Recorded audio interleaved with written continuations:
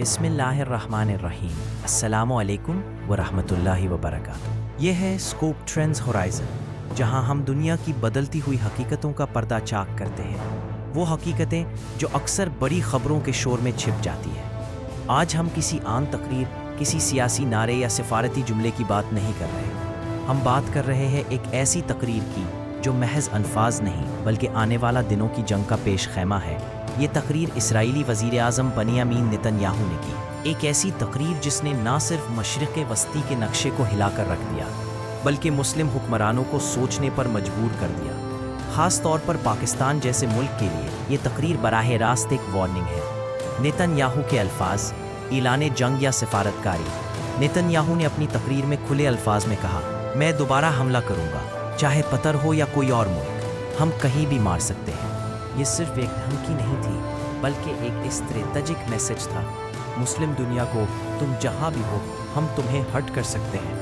بھارت کو، جیسے امریکہ نے پاکستان میں اسامہ کو مارا، تم بھی پاکستان پر حملہ کر سکتے ہو۔ یہ وہ لمحہ تھا جب سفارتکاری کی زبان ختم ہوئی اور میدان جنگ کی زبان شروع ہوئی۔ قطر، چھوٹا ملک، بڑی اہمیت۔ قطر بظاہر ایک چھوٹا سا ملک ہے لیکن حقیقت میں یہ مشرق وسطی کی سیاست کا ایک مرکزی کھلاڑی ہے۔ قطر کی طاقتیں 2022 کا کامیاب فیفا ورلڈ کپ، جس نے قطر کو عالمی سطح پر نمایاں کیا۔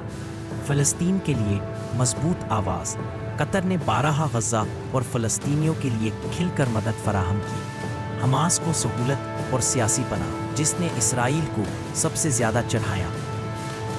قطر کی کمزوری، قطر کی سب سے بڑی کمزوری اس کی سیکیورٹی ہے۔ قطر نے اپنی حفاظت کے لیے امریکہ کو بیسز دیے، بدلے میں امریکہ نے تحفظ کا وعدہ کیا۔ مگر آج سوال یہ ہے، اگر اسرائیل براہ راست قطر پر حملہ کرے اور امریکہ خاموش رہے تو پھر یہ ضمانتیں کہاں گئیں؟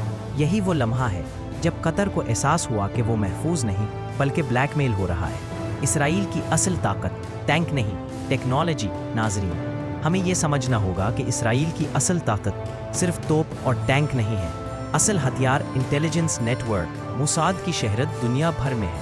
سائبر اسپیس پر کنٹرول، اسرائیل جدید ترین سائبر وارفیئر کی صلاحیت رکھتا ہے۔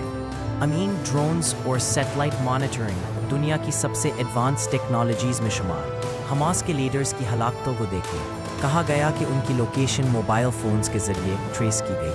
سوال یہ ہے، کیا یہ واقعی اتفاق تھا یا ایک پہلے سے تیار شدہ جال تھا؟ اسرائیل کا پیغام بالکل واضح ہے، ہمیں تمہاری ایک ایک حرکت کا علم ہے۔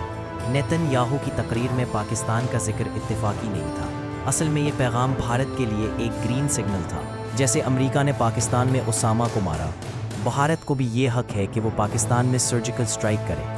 اس کا مطلب یہ ہے کہ آنے والے دنوں میں پاکستان کو دو محاذوں پر خطرہ ہے، مغرب سے اسرائیل کی پالیسی، مشرق سے بھارت کی ممکنہ جارحیت۔ پاکستان کے لیے یہ ایک کھلا انتباہ ہے کہ وہ سفارتی اور دفاعی دونوں محاذوں پر الرٹ رہے۔ ناظرین، قطر میں مسلم ممالک کا ہنگامی اجلاس بلایا گیا ہے۔ اس اجلاس میں ایک ہی سوال گونج رہا ہے، اب ہمیں کرنا کیا ہے؟ دو راستے ہیں، صرف مذمت تو اسرائیل مزید جارح ہوگا، قطر کے بعد ترکی اور مصر کو ٹارگٹ کیا جا سکتا ہے، پاکستان پر بھارت کے ذریعے دباؤ بڑھے گا، عملی کارروائی، تو یہ تاریخ بدلنے والا لمحہ ہوگا۔ پہلی بار مسلم دنیا اسرائیل کے خلاف متحد ہوگی، امریکہ اور یورپ براہ راست میدان میں آ سکتے ہیں، عالمی طاقتوں کی صف بندی بدل سکتی ہے۔ خطے کی صورتحال، کون کہاں کھڑا ہے؟ مصر خبردار کر چکا ہے کہ اسرائیل بڑے آپریشنز کی تیاری کر رہا ہے۔ ترکی کھلے لفظوں میں کہہ چکا، اگر آج نہ رکے تو کل ہماری باری ہے۔ ایران پہلے ہی براہ راست اسرائیل کو جواب دے چکا ہے۔ سعودی عرب خاموش لیکن سفارتی دباؤ بڑھانے کی کوشش میں۔ پاکستان دو محاذوں پر دباؤ کا شکار، مگر عوامی سطح پر اسرائیل مخالف جذبات بہت شدید ہیں۔ یہ خطہ ایک ایسے دھماکہ خیز موڑ پر ہے جہاں ایک غلط فیصلہ پوری دنیا کو جنگ کی طرف دھکیل سکتا ہے۔